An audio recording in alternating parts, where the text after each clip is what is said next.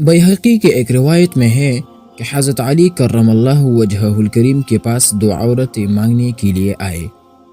ان میں سے ایک عربی تھی اور دوسری اس کی آزاد کردہ باندی تھی۔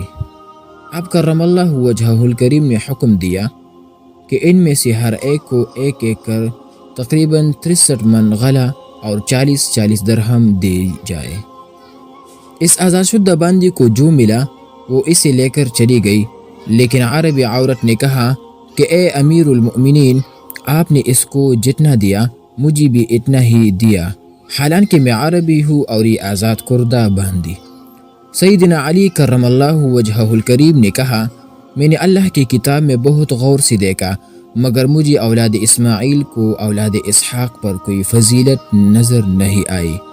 بیہقی جلد 6 صفحہ 349۔